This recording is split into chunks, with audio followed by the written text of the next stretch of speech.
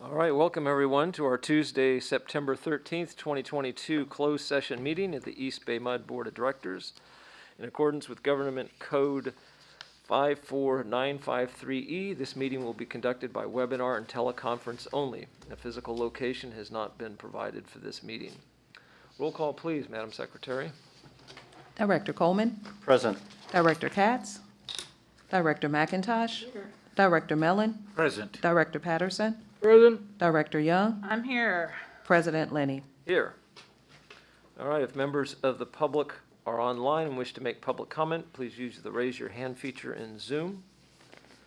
Do we have anyone qualifying for that? At this time, I have one hand for public comment. All right. I'll remind speakers when prompted, please state your name, affiliation if applicable, and topic. Please refrain from providing personal information such as addresses or phone numbers during public comment. If we need this information, we'll have you contact staff. The secretary will call its speaker in the order received. You'll have 3 minutes to speak, however, have the discretion to amend this time based on the number of speakers. The secretary will track time and inform each speaker when allotted time is concluded. Kelly A., you should be able to unmute your mic, and your 3 minutes will start now. Hi, this agenda has some lawsuits that have been filed against the EBMUD, and you're discussing, apparently there's no details on the substance of these lawsuits, but regardless, about 15 or 20 minutes ago, one or two of your directors put yourself in a position of legal risk, of legal liability by violating the Brown Act. Now, the Brown Act requires public agencies such as EBMUD to allow public comment on each agenda item. That means, for example, you can have general public comments, and then public comments on item number 1, then public comments on item number 2, then public comments on item number 3, and so on. And when you violate the Brown Act, as you did 20 minutes ago, you should have your staff, maybe you're legal, you hire lawyers, you should have your staff telling you that that's illegal. And you should know that right now, right here. You should have learned that 20 minutes ago. It is outrageous and illegal for you to cut off public comment on an agenda item. Outrageous, illegal, unwarranted. The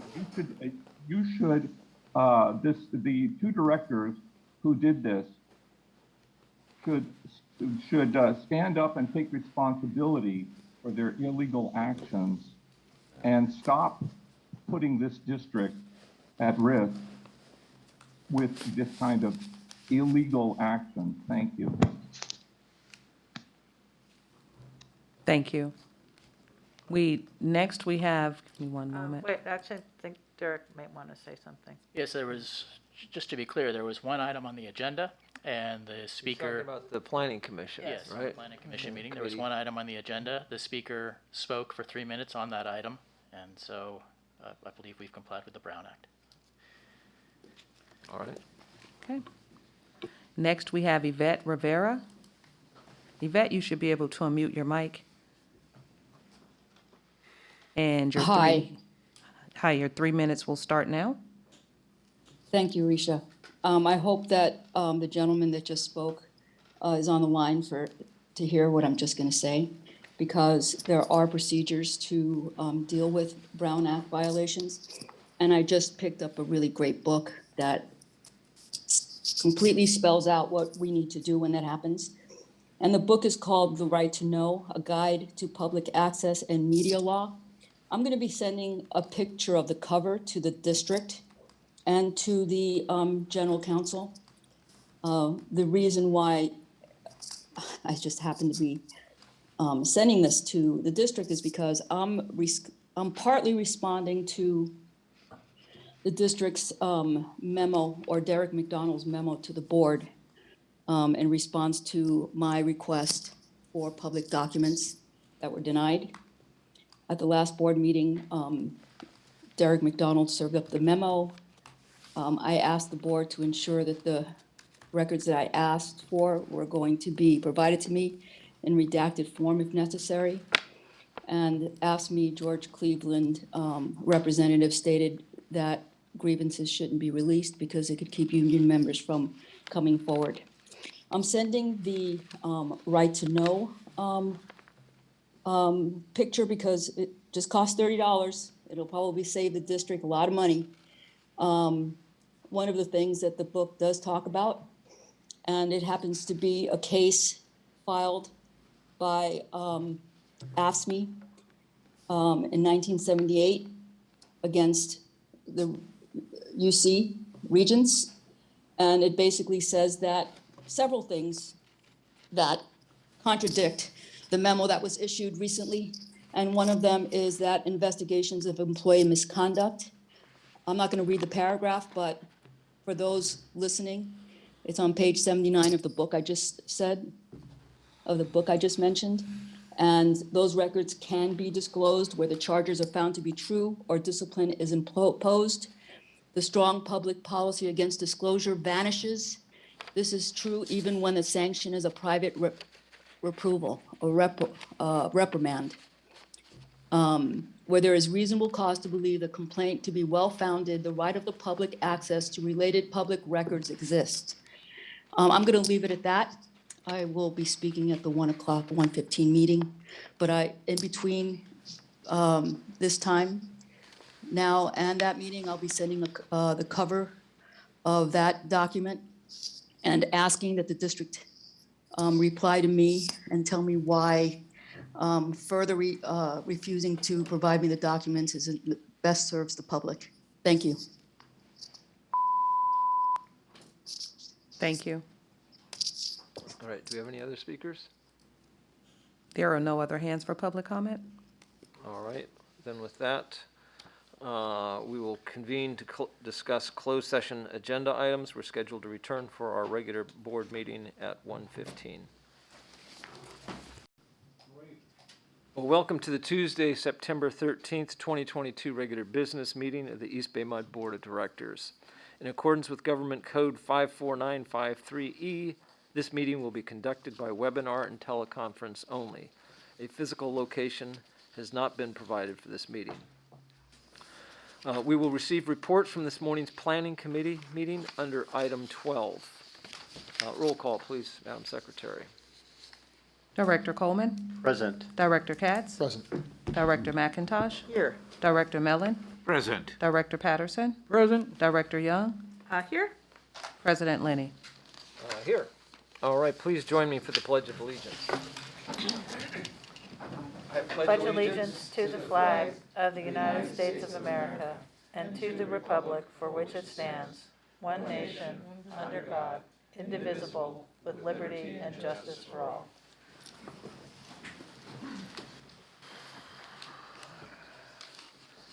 All right. There are no announcements required from closed session, and we're on to public comment. If members of the public are online and wish to speak on agenda or non-agenda items, please use the raise your hand feature in Zoom. Comments on non-agenda items will be heard at the beginning of the meeting, and those comments on agenda items will be heard when the item is up for consideration. Are there any people online for public comment? I don't have any hands just yet, and I have one. All right, for online speakers, when prompted, please state your name, affiliation if applicable, and topic. Please refrain from providing personal information such as address or phone number during public comment. If we need this information, we'll have you contact staff. The secretary will call each speaker in the order received. You will have 3 minutes to speak. However, I have the discretion to amend this time based on the number of speakers. The secretary will track time and inform each speaker when the allotted time has concluded. Okay. Yvette Rivera, you should be able to unmute your mic. And your 3 minutes start now. Thank you, Risha. This morning I spoke at the 11 o'clock meeting. I referenced a memo that Derek McDonald, General Counsel, sent to the board. I think it was the last time the board met.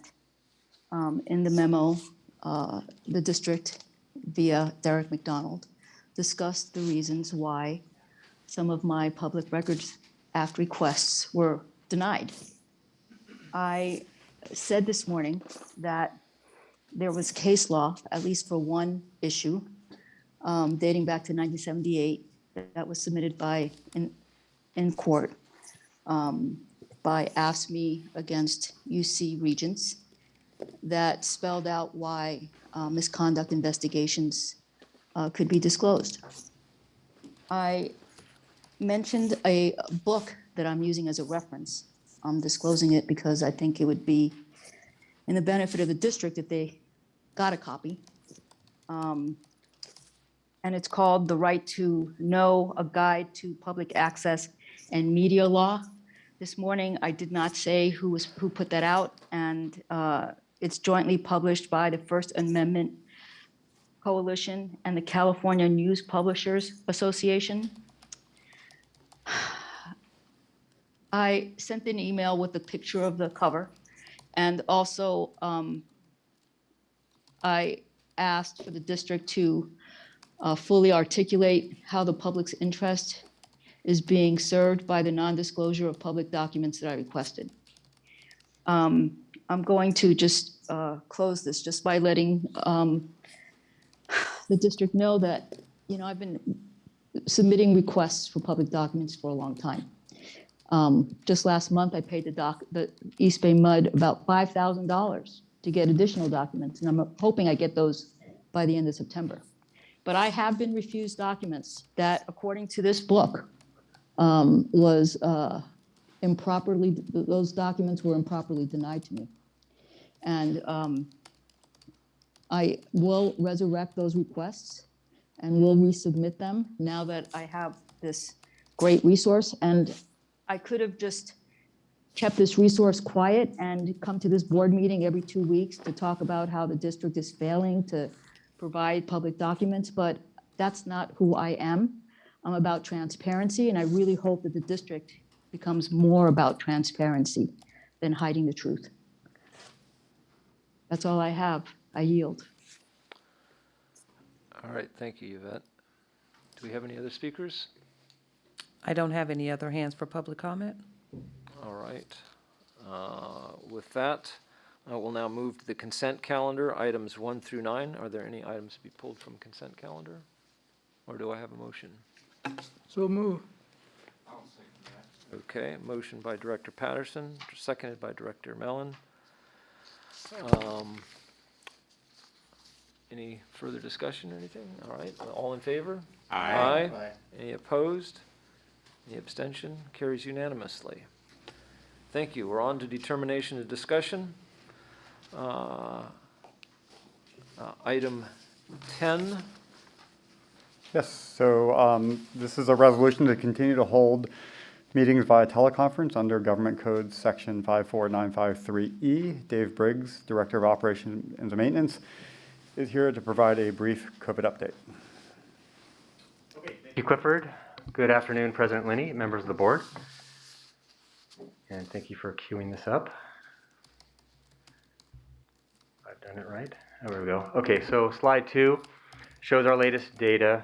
The upper one is the case rate per 100,000 in Alameda and Contra Costa County. It's been trending downward for months since the beginning of the summer.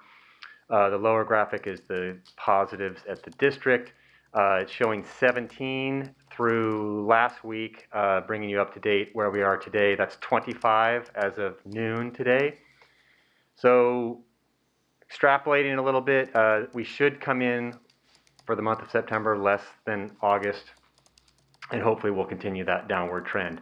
That being said, we did see a little bit of an uptick following Labor Day weekend, and hopefully we'll be right back down to where we were for the last few weeks or so. So for the record, we are up to, I think, 942 as of this afternoon. Okay, so no major changes in requirements from OSHA, Cal State Health, local health, CDC, nothing too new to report there. The district still has an indoor mask requirement. We do not have an outdoor mask requirement.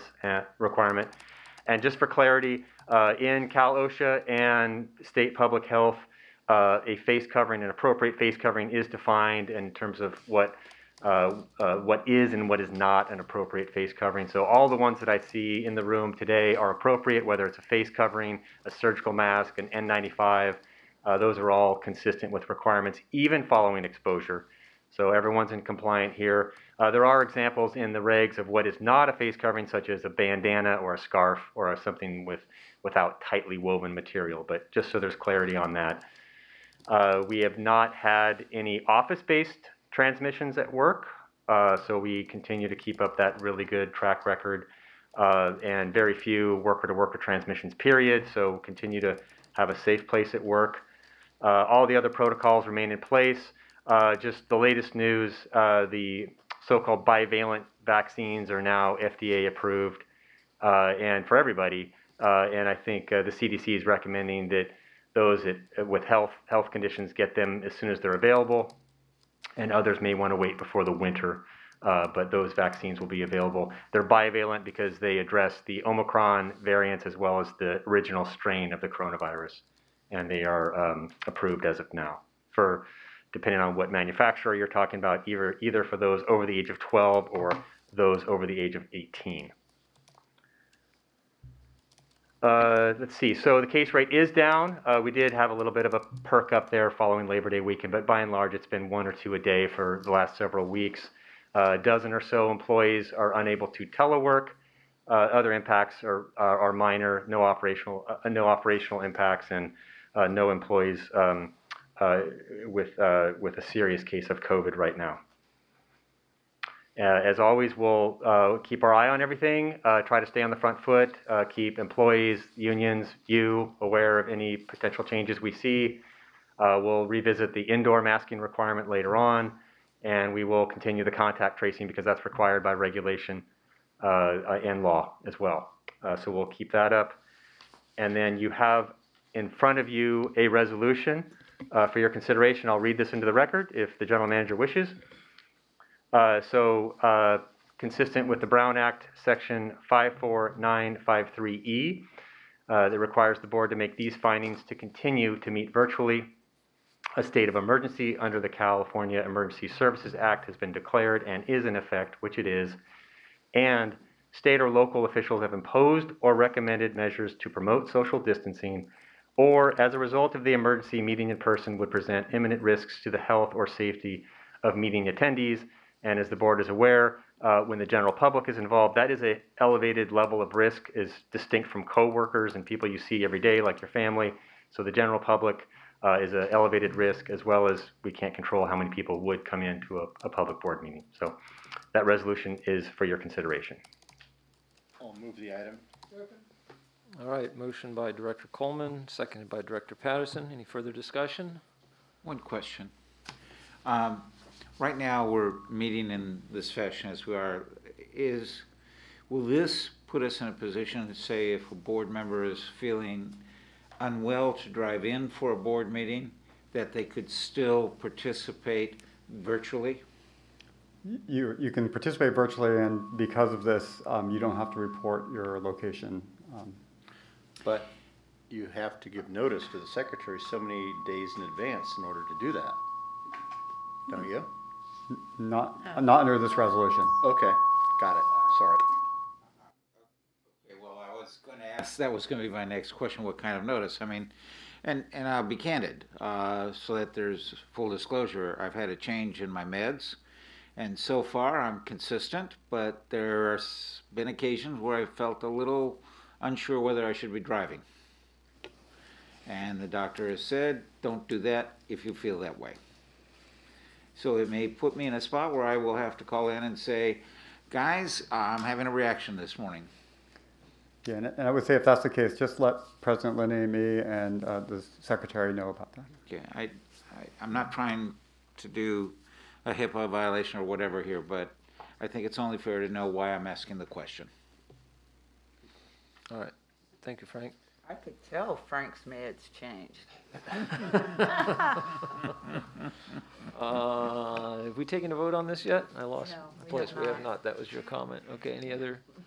I would just say I think this resolution did serve us, although I think we have been skeptical of the early stages. We've all been committed to having the best board meetings possible at every opportunity, but we did need that flexibility at a recent board meeting, and I think that it's working.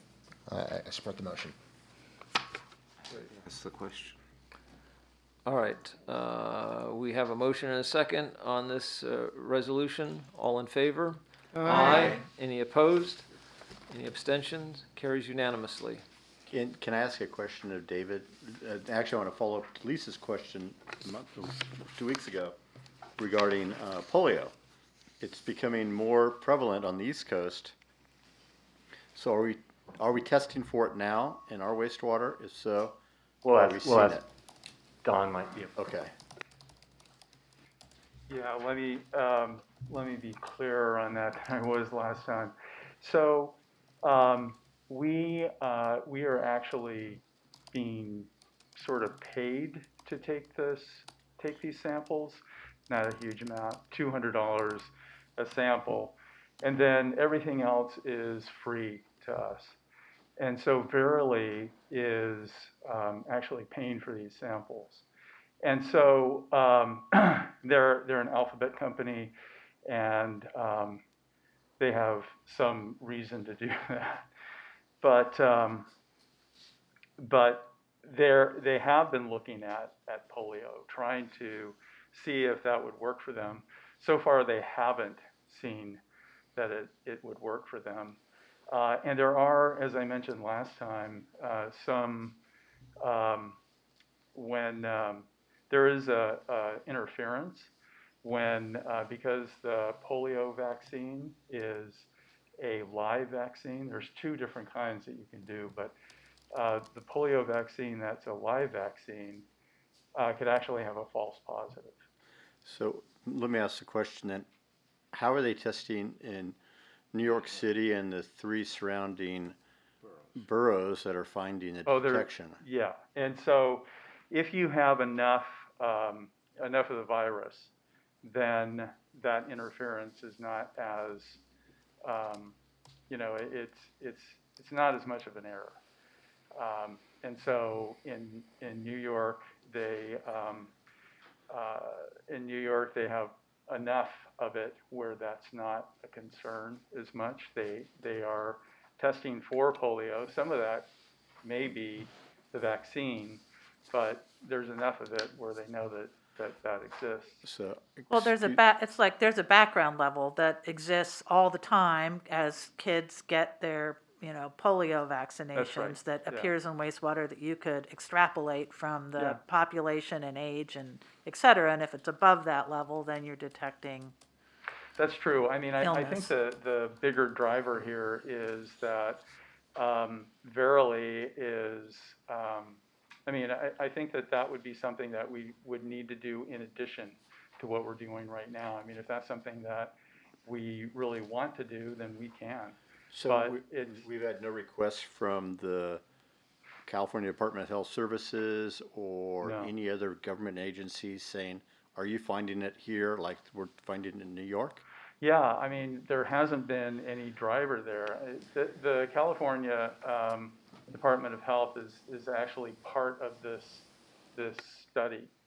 And so far there hasn't been, I mean, there's been discussion. And so Verily was looking at the method, and right now they have decided that they don't want to go ahead with it. So this would be something that we could do in addition. Who is they? Excuse me. Is that Department of Health Services? Who is they? Oh, Verily. That's the lab that's conducting the testing, and they're doing it at no cost to us. Well, I guess I'm raising the question because, Lisa raised it last time, and I think it's a valid question. Who determines what gets tested? Do we or the company that does the testing? Well, this is a program that Verily is actually running. So there are a number of different wastewater treatment plants in California and across the country that are participating in this, and they're getting this testing cost free, and so if we could do that, it would just be in addition, in addition to what we're doing now. It would be a different program. And I think maybe to add to that, Don, I mean, you know, the governor last year had talked about wastewater epidemiology in general. I think, you know, there would be a program, I think, both in California and potentially across the country of, you know, is this an effective tool kind of identifying some of these viruses ahead of time using wastewater epidemiology. So I think, you know, we would participate in any type of work that both the state or private companies are interested in, as opposed to just having us sample it for our service area, make it more broadly across the state. I understand that, Clifford and Dawn. Thank you. I guess what I've been reading, not that everything you read is accurate in the newspaper or on the internet, but it seems to be a growing issue in the New York City and the boroughs. And we've been credited, rightfully so, with COVID, how we were one of the early ones that identified it in our wastewater stream. I would just personally hope that, I don't know what the added cost is to look at it, to set up a benchmark, but to have that as a part of our routine. If it's becoming a health crisis, and it has been deemed a health crisis in New York City now, and it's going to make its way out here, I would rather see us be on the forefront than lagging. That's my personal opinion. I don't know where the rest of the board stands on it. And I don't know what the cost would be either. Well, that is something that we can look into.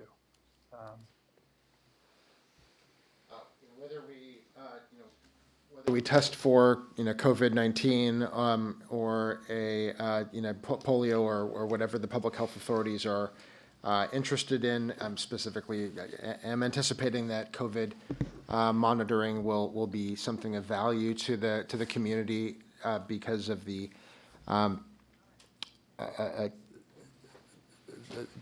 prevalence of asymptomatic cases and the ability of wastewater to get an accurate community level survey.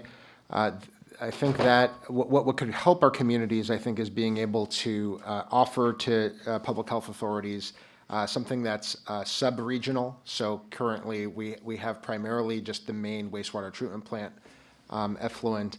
But if we are able to offer to public health authorities something that can be more targeted, something that would look at a portion of SD1 service area, I think then we're able to help public health authorities correlate the cases that are popping up in specific areas with greater accuracy, especially given that, you know, with an endemic virus in the future, hopefully that there will be slower ability to track specific cases and the need to be able to catch the higher quantities in the wastewater earlier. But I think being able to find something that's a little bit more local would be helpful. I can't specify how local, but I think it would be great to open that discussion with public health authorities. How local would monitoring be beneficial? And then what would it cost us to, you know, we have a complicated interceptor system, and I can't speak to what kind of costs that would be. So why don't we look into this and also share with the board what the state and maybe the federal government is doing with respect to this, and we can provide some more information for the board. And Bach, are they looking at this at all? Well, we can provide an update on that as well. Okay. Thanks. Thank you.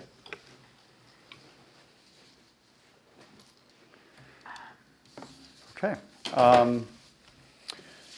So next, we want to provide a drought update. We're continuing to transfer the placer water into our local reservoirs, and you'll see that we're projecting that our end-of-year water carryover storage is going to be more than last year. Our customers are continuing to conserve water. In August, our water use was down 14% compared to 2020, and despite the fact that we had record heat in September, through September 11th, our water use is down by 10%. We have a number of presenters, starting with Dave Briggs. All right, thank you, Clifford. Hello again. And just to, there we go. So just to recap some of those facts and figures from Clifford. So where we are in terms of storage, you can see on this slide that upcountry 84% of average, 65% of capacity. Most of that deficit is in Comanche. The East Bay is essentially 100% full in terms of average, but it's 81% of capacity. All of the supplemental water we've been moving for the past several months and then earlier in 2022 is going to local storage, so that's why it's relatively full. We are projecting a carryover storage of 510,000 acre feet. That's much higher than a year ago, as shown there at the bottom of the slide. Actual storage is about 8,000 or 9,000 acre feet higher right now because that actually is the water in storage, but we're making the adjustment here and with knowledge that we have in-stream flow obligations of about 8,000 or 9,000 acre feet that we'll be releasing in October associated with gain share. So for all intent and purposes, the carryover storage is 510. And then with respect to Freeport operation, first, a real nice photograph here of the Folsom South Canal looking southward. That is our Freeport water coming in at the bottom from the Sacramento River on its way south to our pump station. And we are attempting to move 20,000 acre feet of water that we hope to purchase from Placer County. We've moved about 7,600 acre feet so far, and all that water is destined for our local terminal storage here in the Bay Area. Now, the interesting behind the scenes look of this is the board is aware of how crazy it was last week with the grid operation. The state implementing all sorts of carrots and sticks to try to shape the demand and supply profile to get through what was the highest peak day on the Cal ISO managed grid on Tuesday at 52,000 megawatts. So we did what we could. We did pull off about 10 to 12 megawatts during those peak hours on that worst day, Tuesday, mostly by pulling Freeport back. We did that to help the state out. We provided a little bit of benefit into the state's anticipated deficit and hopefully contributed to avoiding the rolling brownouts or blackouts that could have occurred last week. But it was also a little bit self-serving. It was more of a defensive posture in some ways because we did not want to lose power on the Freeport system in an unplanned way. It's a very complicated system. So by pulling it back and going to a minimum rate at Freeport for a few hours, we reduced the likelihood that we would suffer any damage to the Freeport system if it suddenly tripped offline with the grid. So there were no rolling blackouts last week. We tried to do our share, and staff did a great job continuing to get the water here. So if there, Dave, could you go into that just a little bit more, just because it's so interesting. So when you say you pulled back, it meant we just didn't pull water during the peak hours, or some subset of those or something. So you can probably appreciate that the Freeport system is, not like a light switch. I mean, it's a series of very large pump stations moving a lot of water at the same time. It's not simple. Plus, there's a chemical feed system involved, so we can control invasive species that might be coming into our reservoirs from the Sacramento River. So it's complicated, and just whipping it around, turning it off and on is not simple. But we figured out a way of going from the maximum diversion rate, which it was at about 95 MGD. We pulled it all the way back to about 30 for several hours, just in case there was a sudden trip in the power, and if we lost power, there would be far less shock to the system than if we were going at full bore. And we shaved about 10 or 12 megawatts off the system, so that helped the state, and it just better protected us as well. And then as soon as the day was over, we went back up again. And are there certain hours of the day that generally we can take water from the Sacramento due to releases somewhere else, or that's not regulated, or that's? No, Freeport runs 24/7. So once whether it's a purchased water from the CVP or from Placer County, it's pretty much continuous. Just a final note, the distribution side here, we already pump off peak because that's in our best interest. So there really wasn't much to do here in the service area because most of our pumps were offline during the 4 to 9 p.m. period anyway. So it's mostly on the raw water side where life was pretty interesting. I mentioned that the state was employing a lot of carrots and sticks, so the stick was the threat of the blackouts. The carrot was the wholesale power pricing, which went through the roof last week and reached levels that hadn't been seen since the Enron days. And very we were interesting able week. to avoid that. Well, that hits us on the retail side, but since we generate, we also generated as much as we possibly could in that peak period to help the grid out. Right. And so that's the other side of that coin, is that we were able to take advantage of some very good wholesale power pricing. Got it. Very interesting. I hadn't even thought about that. All right, thank you. And I think we're, So water will be diverted to San Pablo and USL reservoirs. Is that Freeport water, Placer County water, or a combination thereof? that's a good question. So one is a source of water, another is a water conveyance system. So the water is, physically it's Sacramento River water. That's what the water that's going to San Pablo and USL. That is being released on the American River from Placer County. That's, the American River and the Sacramento co-mingle. So we're getting a little bit of that mixture, but that's the physical water that's going into our system. It's being delivered to us by the Freeport Regional Water System, Yeah. a series of pipes and canals and pumps.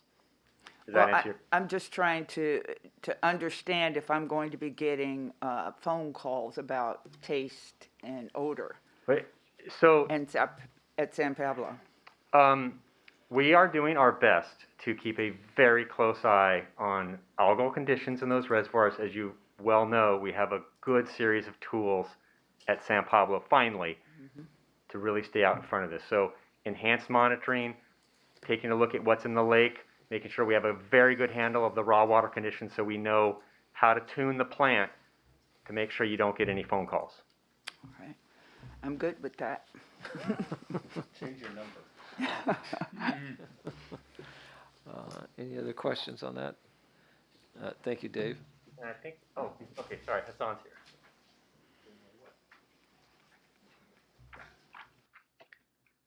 Good afternoon, directors. Good afternoon. Today I'll be presenting about a new joint project between EBMUD, DSRSD, and Zone 7. We are proposing to do a maintenance test of 2 emergency interties that we have with DSRSD. DSRSD is a retail customer of Zone 7. Zone 7 is the wholesaler. Today is just the preview of the project. We are working on the 3-way agreement. We will bring that for your consideration on October 11th. We have 2 interties with DSRSD in San Ramon. It's the southeast corner of our service area. In 2014, we tested one of those interties. The test was done for a short duration of time, and also the connections were temporary kind of setup. It was connected with 6-inch fire hose. The data we collected was over just on a short time frame. This time, we are proposing to do the tests on both the interties, and they are 10 and 12-inch interties between us. We are planning to hard pipe them and install properly sized flow meters so we can actually calibrate and collect the information that we need. We are planning to run the test for 5 to 7 days duration, and the reason we are proposing to do the test this year, which we all know it's a drought year, is because we have capacity in our system. It's because of our aggressive conservation program. Our demands are lower. We have additional capacity, but it being a drought year, we don't have the water to do the test with. We are already purchasing water from Placer County. We didn't want to use our water to do this maintenance test. So Zone 7 offered to bring in their own water for doing the test. The proposed plan is we will divert 100 acre-feet, 100, not 1,000 or higher number, 100 acre-feet of Zone 7's Yuba Accord allocation water that is allocated under the state water program. We will divert it at Freeport, run it, convey it through Folsom South Canal, bring it into our aqueducts. That will bring the water to Walnut Creek Treatment Plant, where we will blend that water with Pardee water at 5 to 10% blending ratio, treat it, and then pass it through our distribution system to the southeast corner of our service area to the inner ties. And through the inner ties, we'll deliver it to DSRSD, which is within the service area of Zone 7. Of the 100 acre feet, we will deliver to DSRSD a minimum of 65 acre feet through the inner ties. The remaining 35 acre feet will stay in our system to account for system losses for rediversion, conveyance, treatment, inner-tie flushing, inter-tie setup, and the operation of the inner-tie testing. So it would be a 35-65 split of the 100 acre feet of the water. The primary reason for doing this test is to support emergency preparedness. In case of an emergency, we would like to know what is the total volume of water we can provide to DSRSD through these two inner ties. Also, Zone 7 and EBMUD, we are both partners in the Bay Area Regional Reliability Effort. This test will increase the regional reliability and resiliency. We are planning to do the test with Zone 7's water. They will bring in this water, and we will deliver this water, a portion of that water, to Zone 7. They have also offered to pay for EBMUD's costs, all the variable costs that EBMUD incurs. That includes for the conveyance, treatment, and delivery of the water, plus the labor that we would spend to set up the inter-tie testing operations and also to conduct the test, the data collection, all that. It'll include labor, power, chemicals, and materials. And as I mentioned previously, we will keep the 35 acre feet of the diverted water to account for the losses we may have in our system. Several approvals are needed. First one is the Warnack contract, because we are planning to use the Folsom South Canal for conveying this non-CBP water. We are working with the Bureau right now. We also need consent letter from the Department of Water Resources, DWR, for Zone 7 for us to allow Zone 7's UBA Accord water at Freeport. We already got a support letter from UBA Water Agency. Because we are doing the blending and treatment of Freeport water at Walnut Creek, we will need approval from DDW. Our folks are working on that. And we are currently working on the three-way agreement. We plan to bring that agreement to you on October 11th. Zone 7 is taking to their board on September 21st and DSRSD on October 4th. That basically is the end of my presentation. If you have any questions or comments. Yeah, go ahead, John. Sorry, I got to take myself on mute. Good presentation. My question is, we're keeping 35 acre feet out of 100 acre feet for what is perceived as potential loss of water. I mean, that's like over 1/3 of the water that I don't have any problem with keeping the water. But it seems like an awfully high number. I had never heard us in the capacity of ever losing 1/3 of our water from whatever sources. Sure, you're absolutely right. Good question. This is a drought year. We wanted to be on the conservative side. We wanted to account for potential losses, but also we don't really know what kind of the condition the inner ties are. Okay. We will have to do flushing, plus we'll lose some water during the setup and all that. Yeah, I'll just kind of add to it. On the flushing, it's a big unknown. Many years ago when we were doing the Hayward intertie, you look at the volume of the pipe, it's not a lot, but it took many, many hours of flushing to get all the sediment out. So it could be a lot of water that's going to be lost just to flush it out. So the flushed water, thank you, what are we going to do with it? Are we going to make the cities in that area aware of it so they can maybe pick it up and use it?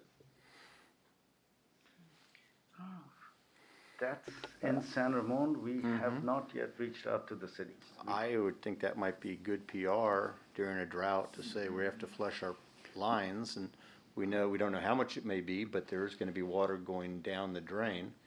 And if you have the ability to pick it up and retrieve it somehow, it might be good for them and us.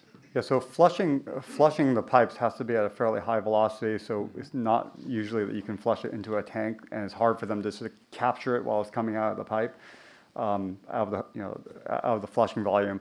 The best we can do, but just this location is probably not conducive to it. Sometimes we flush it if there's like a large field that we can put the water in the particular area. I mean, we can certainly look and we can offer it up, but it's not something that we can flush into a tank because of the volume of water. You'd fill up the tank too quickly, and then you have to start and stop the Yeah, flushing. I understand that.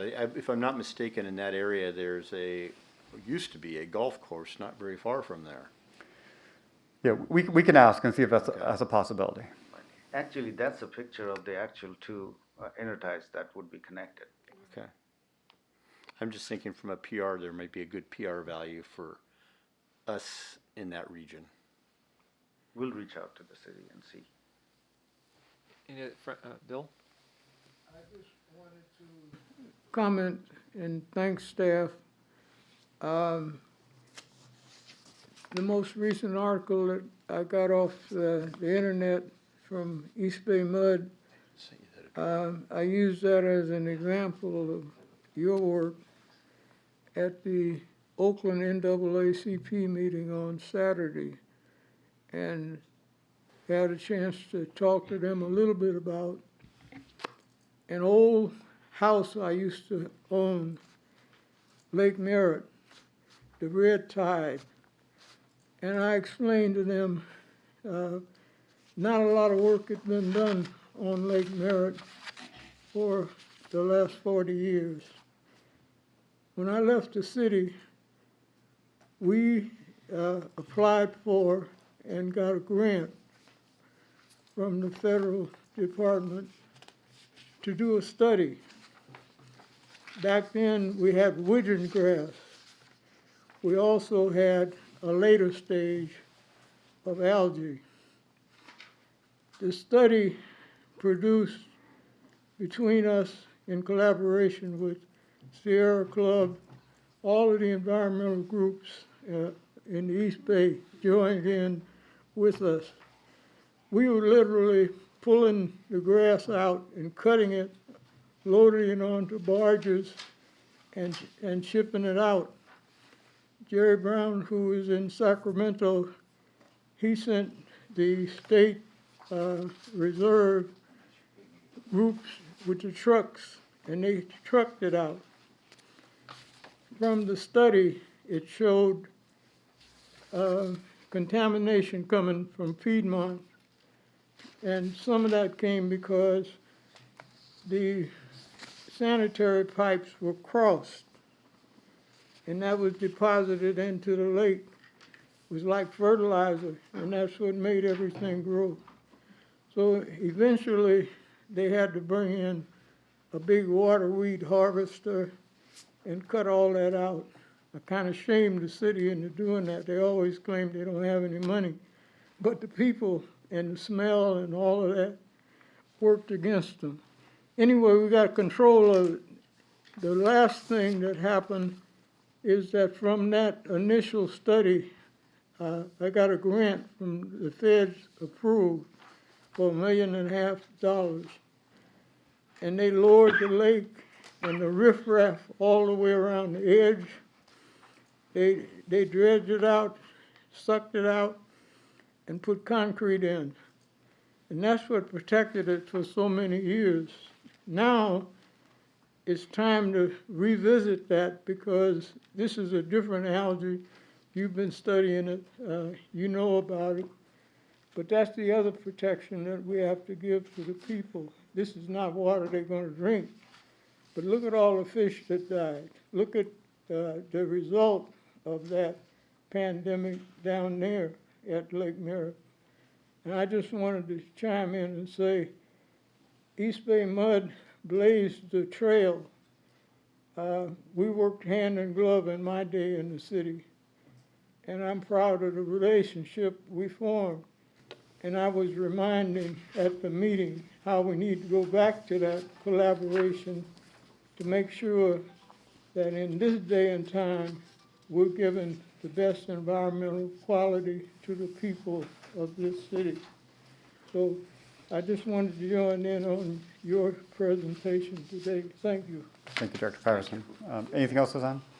I had one other question. Just when I look at all the approvals here for a test, what happens in an actual need to use the interties that have all the same approvals that it needs to go through, and how long does that take? Well, there are procedures.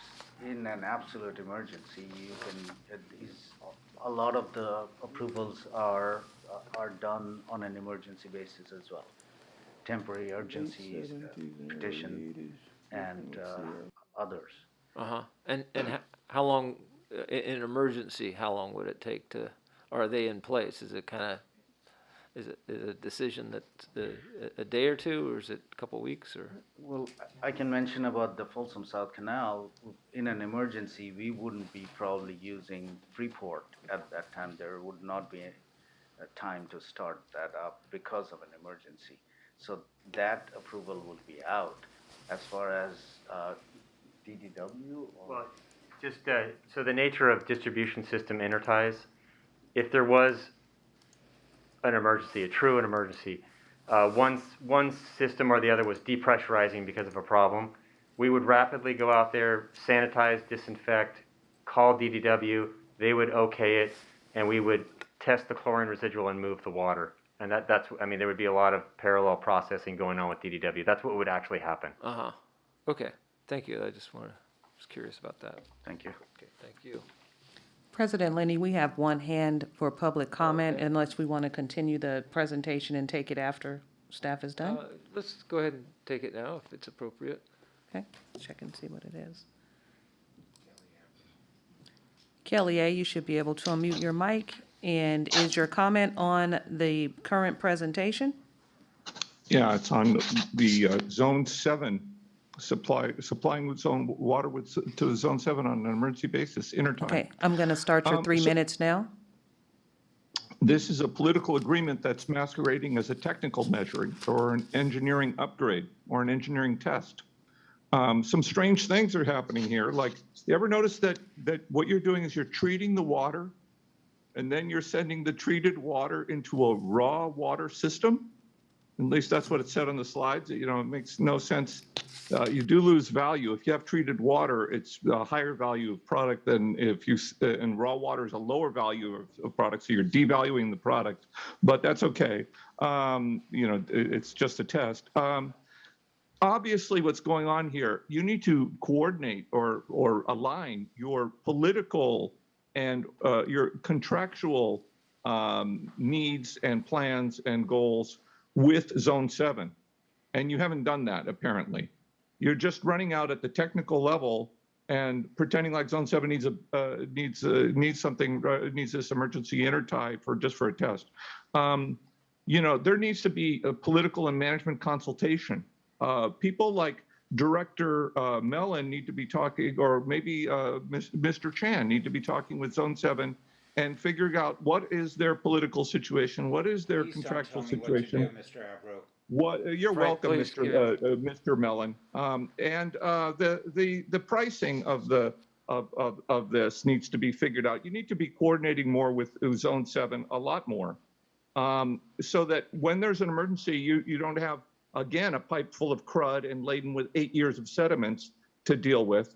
And obviously, if this was you know, being properly engineered, you'd have a trickle flow going through there, and you would know, actually, you would know what is the volumetric rate that you can support, gallons per minute, acre feet per year, a flow rate through this intertie. We never heard this in this presentation, but that would be an important consideration for the emergency supply. Are you going to supply a trickle, or are you going to supply a substantial volume to meet their emergency needs? So basically, your technical stuff here is fine. It would be nice to have a continuous trickle flow annually, daily, whatever, to make sure that things are working. But you need to have a lot of political coordination, and obviously it's not really happening. It's kind of being happening. It's kind of being hidden. and bring it out into the open so that Zone 7 and you know that you have this intertie and you're using it not just on an emergency basis, on a routine basis.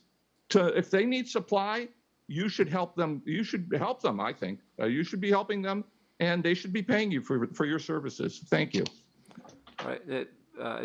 I just want to say, I think this presentation here was about a particular test, emergency test of the intertie system, and not meant to be a full discussion about its use and circumstances of use that we've covered elsewhere. But I don't know if there's anything there that Kelly said that we want to address or specifically. No. Okay. All right, go ahead. Okay, Andrew? in that case, I'm going to continue on with the drought update. Good afternoon, board members. And so my update is on the excessive use penalty ordinance. And just for background, the ordinance was activated back in April this year when the board declared a stage 2 drought. And during that, we established a threshold for what would trigger a penalty during a stage 2 drought, which is 132 units of water use for a 2-month billing period, and that equates to about 1,600, over 1,600 gallons per day.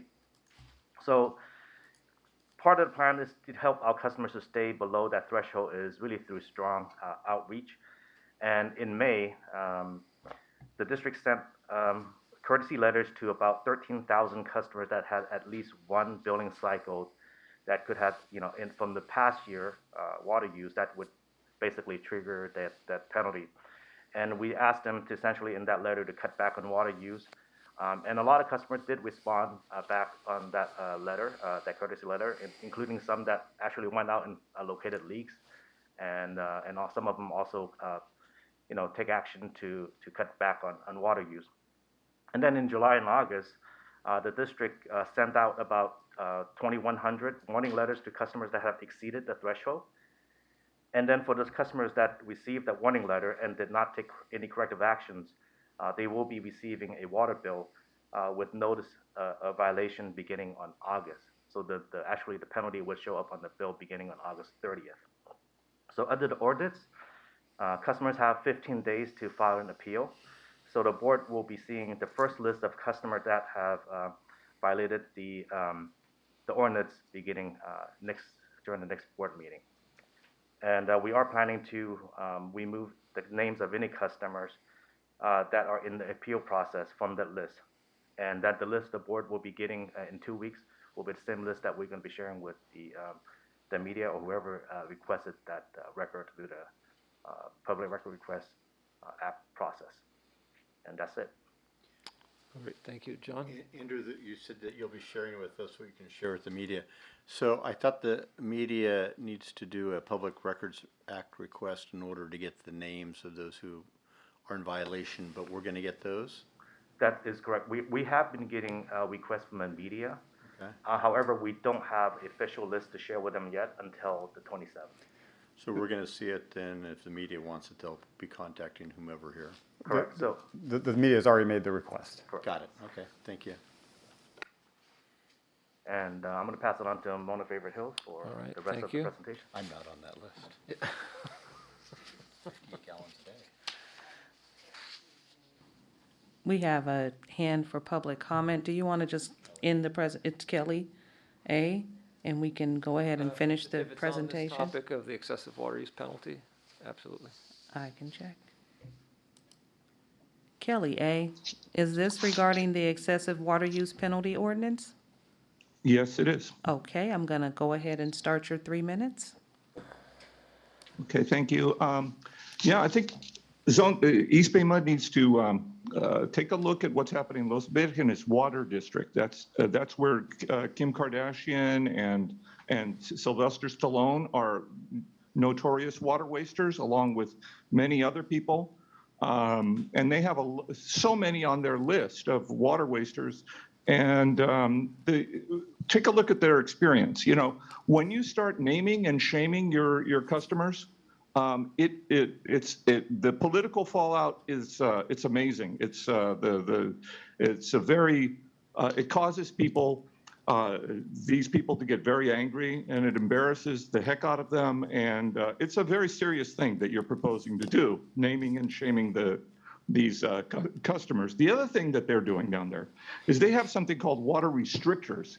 And I was just talking about the flow rate of the water through the intertie. Well, there's a flow rate of water into your customer's, faucet, and that flow rate will be restricted to 1 gallon per minute, which is barely enough for a trickle. You might get 1 shower out of it. You're not going to water your lawn on that. And that, they say, is the most instructive thing. They punish their customers with that, and it really gets their attention. So you might think about that to do that. If you're going to go down this path of persecuting your customers, why not go all the way and name them and shame them, and then put in those water restrictors? Of course, I oppose all of these punitive measures. I'm very opposed to them. But if this is the mistake that the path you want to go down, there it is. Thank you. All right. I will just say, fortunately, we have no Kardashians in our service area for a lot of reasons. All right, go ahead, Mona. All right, good afternoon, everyone. I'm pinch hitting for Kelly and Andrea today. And I want to talk about our, gone the wrong way, our drought outreach. And so far, we've got our ads continuing with KTVU with their web-sponsored content and the billboards, transit shelters, and Bishop Ranch advertising. Most recently, we've added some more Oakport billboards and poster boards for community events. Our I Heart My Garden photo challenge is continuing throughout the end of the month. So we have people submitting their photos of their drought-tolerant landscaping for that. And we also had the state event, Save Our Water campaign. The regional event kicked off on August 30th with Secretary Crowfoot and, of course, the folks from East Bay MUD. We had quite a bit of media coverage, and so it was obviously very successful. So we also have had press releases on I Heart My Garden and Save Our Water. More media coverage about drought in development, which I have to say is one of the questions we get asked quite often, second to desal. So that was covered recently, along with the I Heart My Garden, and questions about excessive use. We also have next week our Water Wednesday. It will be firefight, and it will cover the drought impact on vegetation management, and we are partnering with East Bay Regional Parks for that presentation.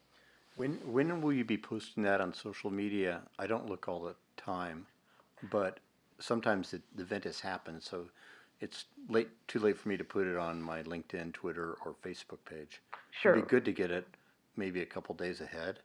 That way, at least I can put it out there. Sure, we can, we'll send you the link for it, and the video is usually posted by the Friday after the event, but we'll send you the notice ahead of time. Great, thank you. And I believe I'm covering next steps, so continue to divert transfer water from PCWA, continue planning for additional water transfers if 2023 is dry. The excessive use media outreach will begin on September 27th, and we will continue drought messaging and advertising through October. And that is all I have. Great. Thank you, Mona. Any questions, comments? All right, thank you. Okay, and lastly, attached to your packet is the monthly report, and I can answer any questions if you have any. All right. We are on to reports and director comments. I was remiss in announcing Director Young's excused absence. She had to leave due to her grandchild's illness that she needed to tend to. So the minutes from the August 23rd Finance Administration Committee meeting were included in your packet. We'll now receive a report from this morning's Planning Committee meeting. I wonder if either Director McIntosh or Director Mellon might fill in for... Oh, I get it. Oh, okay. Is there a vice president? I said either one. There I don't isn't. want to take any... Don't you want to do it? Any Hey, favorite, no, play any thanks. favorites here. Okay, let me pull up what I've got. Some notes here. What we looked at was another way of how we're doing our water quality measurements, in particular how long the water is in the lines, what we're going to do for future purposes. And in that process, a thorough examination of what we're doing to make our water system better for the customers in the long haul with fewer residuals in it. And I think that's a fair representation, or pretty close. Yeah, and we also provide the committee an update on the updated lead and copper rule guidelines as well. Thank you. All right. Thank you, Doug. Thank you for that. Other items for future consideration, please submit those to the general manager, and any director comments at this time. Yes, Frank, and then Bill. Well, I'll let Bill go first. Okay. Bill, go ahead. I had 3 items that I just wanted to report on. Most recently, the Chronicle had contacted me, and they're doing some work on the young life, early life in the community of Bill Russell. As you know, we adjourned one of our meetings related to his passing. And what they're doing is focusing in on where he came from, that he managed to bring that mantra forward. And so I agreed to help them, but I was saying the focus will be on the community they came from, and they were products of that community. As you know, McClymonds High School has been in the media, both related to water and problems that they have in the pooling underground and surround, not just on campus, but in West Oakland. It's just one of the EPA sites that's already on the book. But the key thing was there were so many individuals who came during that era right along with Bill. And so they're co-opting some of that to get that into the presentation that they're bringing forward. And I've insisted that they include Dorothy Seal Pitts, who was my supervisor and my mentor, as we work together to develop some of the finest young people that we were privileged to work with ever to grace the planet. As you know, McClymonds High School was a great academic setting at that time, even though it was known for sports. And it is the only high school in the United States to produce 2 Medal of Freedom winners. That was Frank Robinson and Bill Russell, both from McClymonds. I think I want to just wrap it up by saying I brought that presentation through NAACP so that they could help gather folk in the community to learn about their community. We've lost a couple of generations. Things have not been passed on. And part of why we have what we have today is the result of the interruptions and the breakups of community, which used to support major positive things. And we have to learn from that. And I'm hoping that through them, they're able to do that. The football game on Friday, the 2nd of September, between McClymonds and Bellarmine High School, the pre-game ceremony was related to Bill Russell. And they invited me down and put me on the field next to a large banner that they had with his picture. And they told the story from the press box. But I was allowed to stand next to Bill. And they told some of the stories of his relationship to the school beyond sports, the legacy. He left scholarship money that if you graduate from McClymonds and you have the academic end in your graduation, you get an automatic scholarship. Not many people know that. But Bill left a fund which produces money, kind of like we do over here with some of our funds. And the money, the interest that comes off of that fund scholarships for kids. It's a perpetual thing. That was all incorporated into what the story they were telling. The second thing, though, was infirmary was a key component away from the home, and what we were able to get into them so they understood is a lot of this came during the time of World War II. Many people came to Oakland to work in the effort, work in the steel mills, work in the shipbuilding, everything that was around. We had a housing problem then, and we could learn from that. There are things that happened then that would be helpful to us now. But that's part of why I wanted to have the story told. And the infirmary aspect of it was what Bill Russell called the University of Infirmary. And it taught them something about the world outside of West Oakland, that there was a world outside and where they would have to go. And I wanted to tell you that much of it and not go further than that, to say right now the focus is all on that. If we can get out of that something good that can help the communities today by looking back in history, we can move forward away from the shootings and, you know, everything gets to be front page about the bad things. Well, if we could get some of the good things going, we wouldn't have so many bad things. The last thing, I told NAACP as well about the network that we were doing, the one the staff presented on the different water agencies and how they could plug into them.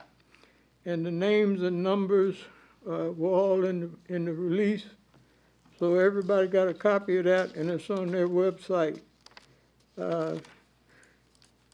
Those are the things that I thought might be of interest to my fellow board members and staff about getting the community involved and getting the young people involved. And your story of all of the persons who have been brought into East Bay MUD, who assist the staff all over the place in the program that we have, it's a forerunner. And I'm saying that's what people needed to know, how involved we are with the young people, bringing them in and bringing them through our system and seeing them grow and develop and learn and be able to perhaps plug in. That's my story, and I'm stuck with it. All right, thank you, Bill. I'll try to be lots briefer because I see that I don't want to lose any more of my audience. But so this weekend was a pretty cool weekend in Castro Valley. We had the Fall Festival, and we had a nice booth at the Fall Festival. East Bay MUD did, and the water wagon was there, and it was immensely popular. People just, people came to it. The bad news was it was lots cooler than it had been a couple days before, so it wasn't used as heavy as it could have been, but it was still used heavily. And then on Sunday, I don't see Mike Togolini in the audience, that's too bad. There was the Castro Valley Sports Foundation had a charity golf tournament, and there was an East Bay MUD team made up of Frank Mellon, Andrew Lee, Mike Alawati, and Mike Togolini. And we did something we've never done before, because this is one of those best ball tournaments and it's a scratch. We actually golfed par. We did scratch golf. Amazing for us, and some great shooting. And Mike almost set a course record. on his tee shot, which was at the second hole or the first hole, he let loose a blast that nailed a goose. Well, no, the goose just shook it off. And then for his next shot, there was a bunch of turkeys coming across the fairway. And Mike, not myself, thank you, John. And Mike almost nailed himself a turkey, and so he missed a course record of 2 birds in 1 hole. And so we had a great time, and I'm going to point out that next time you need a ringer for your foursome, right sitting there in the front, Andrew Lee, gosh, can he crush a golf ball. But so does Mike, and so does Matt. It was nice of you guys to let me play. Thank you.